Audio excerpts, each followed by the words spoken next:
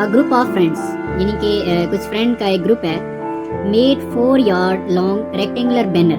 उन्होंने क्या किया जी, एक रेक्टेंगुलर बैनर। अब रेक्टेंगुलर हम साथ साथ सॉल्व करते हैं, फिर साथ साथ क्वेश्चन को भी रीड करते हैं। ये मैं एक रफ सी डायग्राम बना देता हूँ। ये हमारे पास एक रेक्टेंगल है। अब रेक्टेंगल शेप कौन सी होती है, इसकी चारों साइड आपस में इक्वल नहीं होती, यानी कि आमने सामने वाली साइड्स इक्वल होती हैं, जैसे ये और ये आपस में इक्वल हैं और ये दोनों, इसको हम कहते हैं rectangle.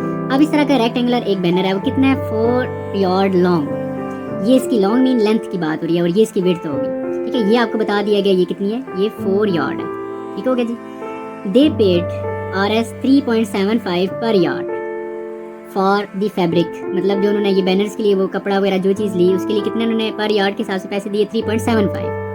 And RS 9 for the fam to go around the banner, यानी कि बैनर के इर्द गिर्द ऐसे एक बार सी लगाने के लिए ताकि ये ज़्यादा स्ट्रॉन्ग हो जाए, मजबूत हो जाए, उसके लिए भी उन्होंने 9 रुपीज़ पे किए।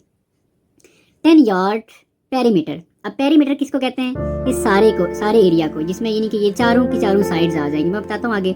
What was the width of the banner, देखें जो इसकी लेंथ थी ना वो बता दी गई थी 4, जबकि अगर ये 4 है तो ये वाली भी जो इसके सामने है ये भी क्या होगी, 4 होगी। ये मैं कैसे आइडिया है, क्योंकि जो रेक्टेंगल होती है उसकी ये साइड 4 है तो ये भी 4 होती है। अब हमें क्वेश्चन में पूछा गया व्हाट वाज द विड्थ, यानी कि ये विड्थ आपने फाइंड करनी है, ठीक है। अगर लेट्स सपोज इसको हम x का नाम दे देते हैं, फिर ये भी क्या होगी, x होगी। अब सबसे पहला जो इंपॉर्टेंट पॉइंट है इसमें जो उसने पेरीमीटर दिया, अब यहाँ पर मैं मेंशन करता हूँ जी, जो पेरीमीटर होता है, पेरीमीटर कहते हैं कि सारी साइड्स को आपस में ऐड कर दें। तो यानी कि पहली तो बात यह है कि पेरीमीटर में कितना दिया गया, 10 यार्ड। यहाँ पर मेंशन कर लेता हूँ कि पेरीमीटर है जी हमारे पास 10 यार्ड।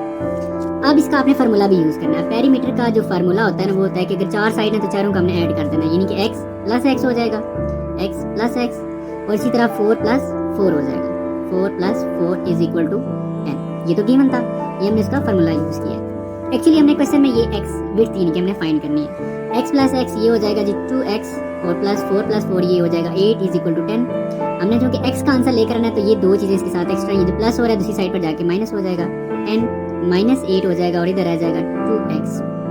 10 में से 2 माइनस करेंगे तो 2, और फिर आप इस 2 को जो इधर मल्टीप्लाई हो रहा है इस 2 के साथ जाके ये डिवाइड हो जाएगा और इधर आ जाएगा x, और ये कैंसिल होकर आ जाएगा 1। तो ये आपके पास विड्थ आ चुकी है जो कि क्या है, 1 है। अगर ये 1 है तो ये भी क्या होगी, 1 होगी। तो यहाँ पर हम इसको प्रॉपर मेंशन कर देते हैं कि जो विड्थ है वो हमारे पास इक्वल आ गया 1 यार्ड की, ठीक है जी। जो यूनिट यूज हुआ था वही आप यूज कर देंगे, इसको आप यूज सर्किल कर दें। ये आपके पास इस क्वेश्चन का फाइनल आंसर है। उम्मीद है